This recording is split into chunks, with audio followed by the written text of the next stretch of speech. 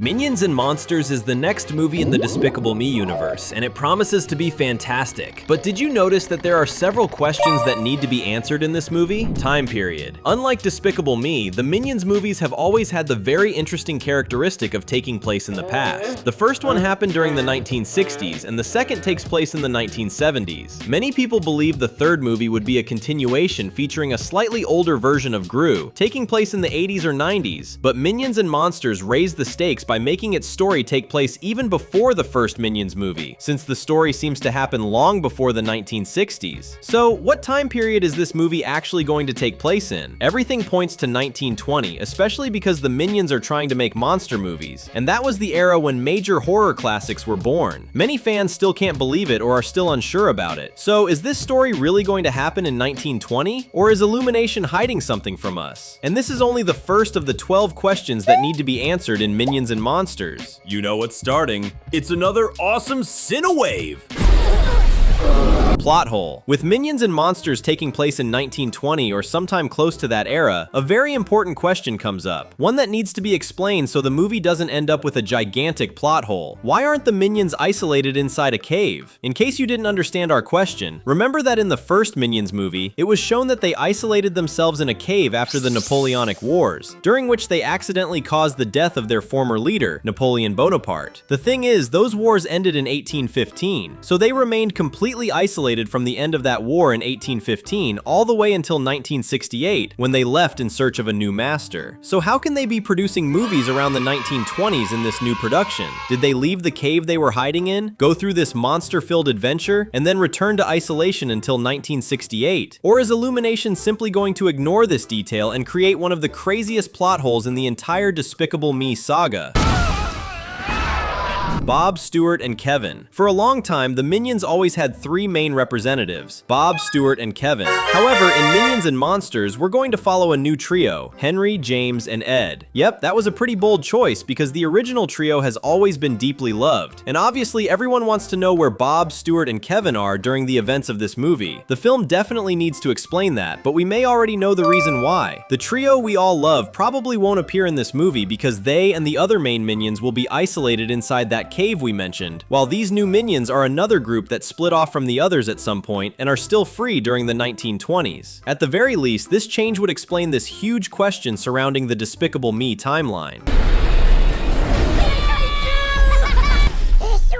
New boss. We can't forget that the Minions' main purpose in life is to work for the biggest villain of the moment, but if that's the case, which villain will the Minions be working for in this movie? This takes place long before Gru was born, so they have to be serving someone else. Could the Minions be working for the movie director? Even though he doesn't exactly seem like a villain, maybe he treats the actors so badly that the Minions see him as evil enough to become their leader. Or maybe they'll start the movie without a master and end up meeting a terrifying monster during this adventure that becomes their new boss. That would be hilarious. And maybe that's how the monsters will ultimately be defeated, since Minions always end up accidentally eliminating their bosses, except for Gru. So are you also super excited for this new Minions movie? If so, comment down below with #monsters.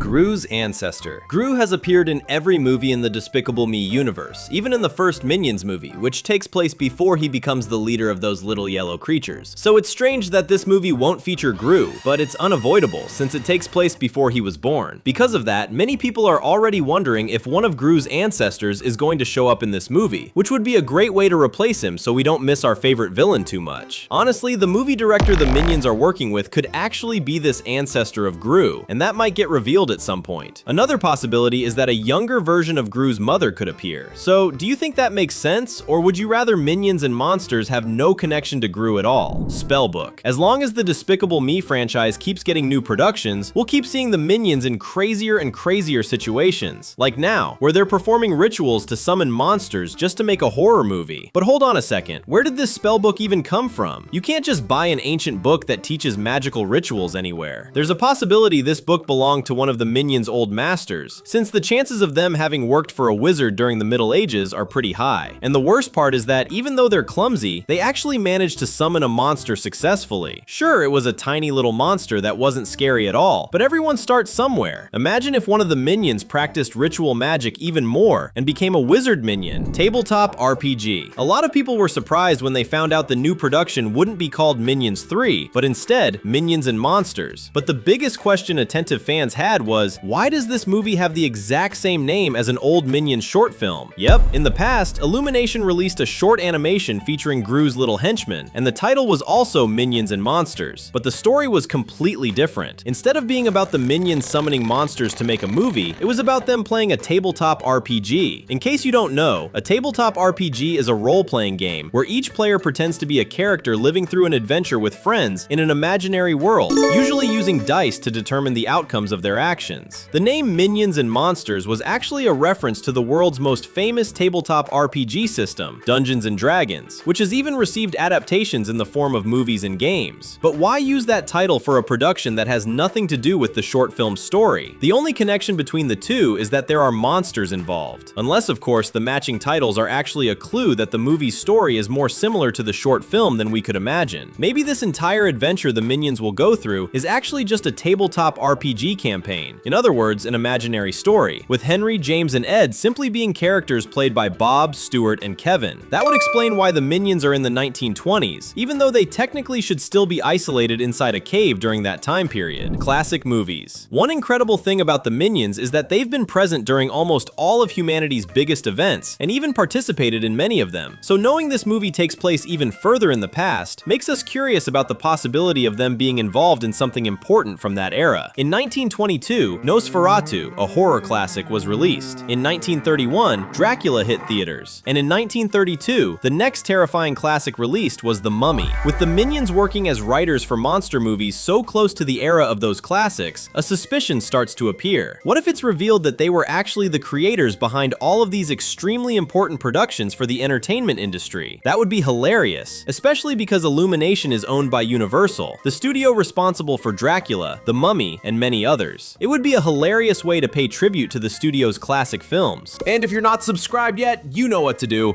Click and hit the bell so you don't miss any videos. Dracula. Speaking of Dracula, one of the funniest jokes involving the minions is when, in their first movie, the narrator reveals that they worked for Dracula himself in the past and accidentally caused his death after opening a window right in front of him. Since the new movie has a monster theme, it's natural for us to wonder whether this will end up being referenced, either as another joke or even with one of the summoned monsters being an old friend of Dracula who wants revenge for what the minions did to him. Origin of the monsters. If there's one thing that's obvious at this point, it's that the minions' new adventure is going to be about monsters, and most of them will be asleep until the minions wake them up. But first of all, where did these monsters come from? That's a very important question. We know mystical creatures exist in the Despicable Me universe since, as we just mentioned, the minions themselves already worked for Dracula. But were these monsters born on Earth, or do they come from another dimension? Both options are possible, since they may have once roamed the Earth in the past before being sealed away by some powerful wizard. Or maybe they live in a monster dimension and occasionally escape because of cults and, of course, because of the minions. Cosmic horror. Illumination and other children's animation studios love throwing in references that almost no child is capable of understanding because they're connected to old movies and historical events. Minions and Monsters is going to be full of that because it starts with the minions performing a ritual to summon an ancient monster, which turns out to be just a tiny and harmless little octopus. But this scene makes people who are more familiar with horror books wonder if Minions and Monsters is going to tell a cosmic horror story, a horror genre where the villains are entities beyond human comprehension. The reason for that is because this octopus is a reference to a creature created by cosmic horror writer H.P. Lovecraft, Cthulhu. Sorry if the pronunciation sounds weird, that name was literally designed to be unpronounceable. This creature is a giant ancient octopus-like being that quickly became one of the most important monsters in horror history. Could this little octopus summoned by the minions actually be the same cosmic cosmic entity created by H.P. Lovecraft, only in an incomplete form? Imagine if, at the end of the movie, the little octopus regained all of its power and transformed into a gigantic creature capable of destroying the entire world. We'd honestly have no idea how the Minions would even deal with something like that. Artistic Minions. This will probably be the most different Minions movie yet. In the previous movies, they wanted to help their current boss, but this time, the little yellow creatures will have the goal of creating a horror movie. In fact, the trailer even shows that they created a storyboard for the project. In other words, illustrations showing what will happen in the movie. And that's where the big question comes from. Do the Minions actually know how to create movie scripts and storyboards? That's not exactly the easiest thing in the world, so how did they learn? Are the Minions really intelligent enough to learn how to do anything that quickly? It's funny to think that, despite acting silly, they are actually far more intelligent than an average human being. And there's evidence of this throughout the entire franchise, with them learning to understand modern English almost instantly when they returned to society in the 1960s, both when listening and reading. Sure, now we know they apparently had already been out in the world before that, but 1920 was still a completely different era. It's almost over, but until then, you can stay with us. There are 2 super fun videos waiting for you. Thanks, and see you next time.